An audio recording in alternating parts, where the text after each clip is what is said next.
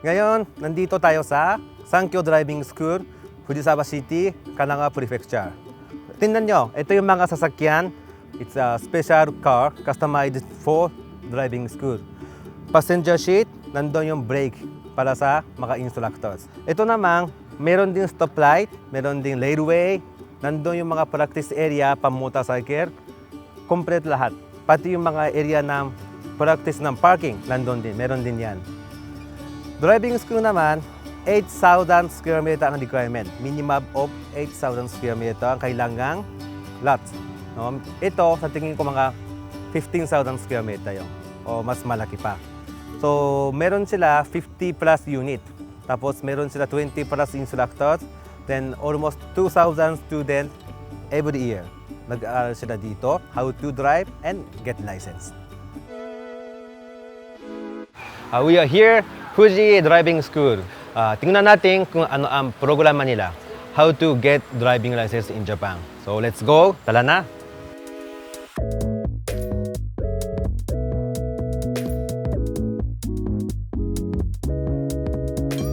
So kung gusto mo mag-enroll sa driving school, dito muna.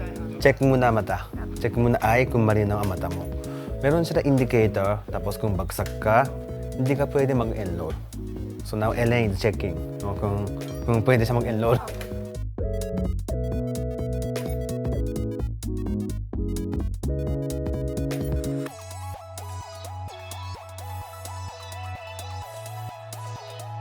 This is aptitude test. So alaw mismo ng enrollment, kailangan mag-take ng aptitude test. So mga ganito. No? Yan. Okay. This is the feedback sheet. Makikita mo kung saan ka mahina. Halimbawa, mahina ka sa focus o mahina ka sa decision making. So before mag-start ng lecture tsaka driving practice, dapat alam mo, depende sa result ng test, ay mahina para ako sa focus, mahina para ako sa mata. Sige, mag-ingat ako para hindi mangyari sa akin ng ganon, disgrasya, ganyan. So lahat sila kailangan mag-take ng aptitude test before start lecture and driving practice. Within 9 months, dapat tapusin nila yung lahat ng curriculum. Tapos mag-take na ng license exam sa license center. So 9 months na ang nila, limit. So pag nagpas na 9 months, mag-enroll sila ulit. Mahirap yun. Kasi medyo mahal ang tuition. Ang tuition naman nila, pag motorcycle, in peso, around 85 to 90,000 pesos. Then pag car, 150,000, more or less 150,000 pesos. So, siyempre, kahit for Japanese, mahal ang tuition yun.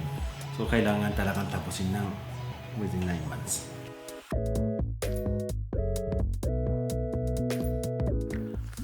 So, this is first aid classroom.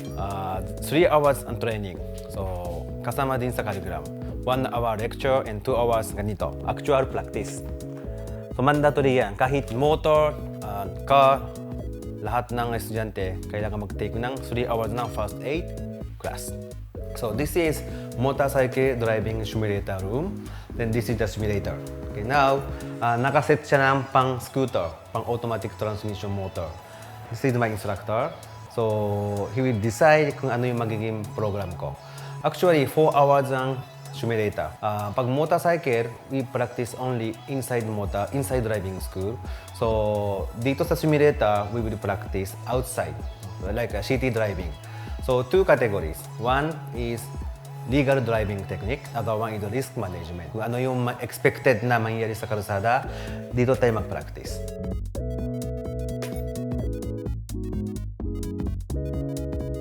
Ito namang upuan, yan, scooter, but we can change for solo, single motor ng upuan.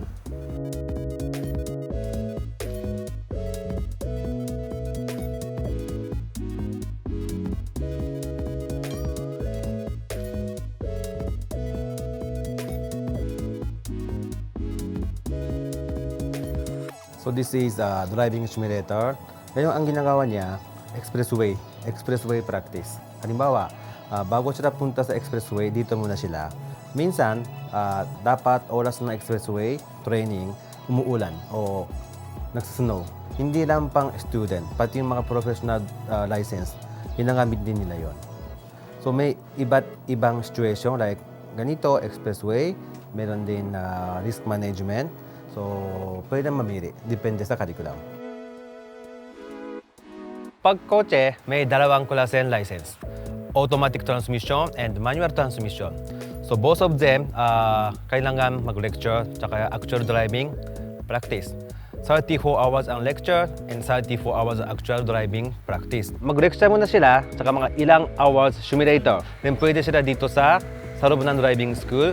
Mag-aral sila ng driving position, yung mga tips, basic how to go straight, at last, then parking. Pass through the roadway. Nandun yung mga section na roadway. Start, they have to learn first mga basic dito muna sa driving school. Then after that, meron sila exam for temporary driving license. Pag meron na sila temporary license, pwede na sila sa labas. So mag-practice sila na actual driving outside driving school. So pagtapos na lahat ng curriculum, which is 34 hours lectures and 34 hours actual driving practice, mag-take sila ng exam. No? Actual driving exam and written exam dito sa driving school. So pag okay na sila, certificate of graduation, then they can take written exam sa license center. So gano'n yung procedure. Ano pa ba? May kulang ba? In Japan, we have 4 categories of motorcycle license. One is below 125cc, and one is below 400cc, and 400 pataas, then automatic transmission.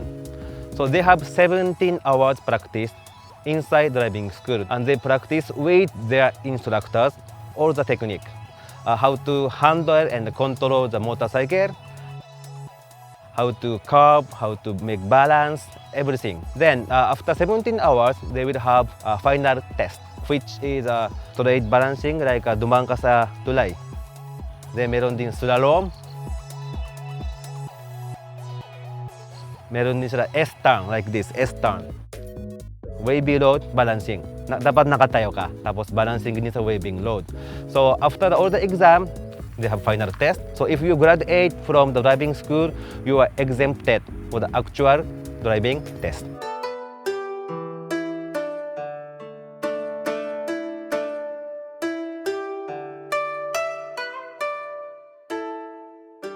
In 1970, marami din namatay sa traffic accident. 17,000 namatay sa aksidente. Last year, 2018, less than 4,000. So in 60 years, almost naging 70% nabawasan ng cases ng traffic accident na namatay.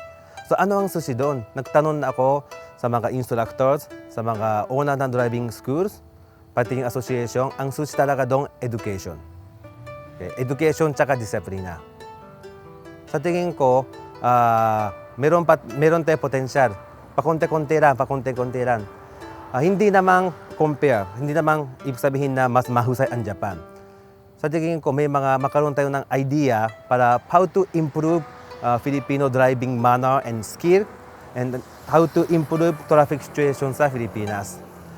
I hope you get some idea. Tapos, alam ko, kaya natin yan. Kayang-kaya natin yan. Maraming salamat po, and arigatou gozaimashita.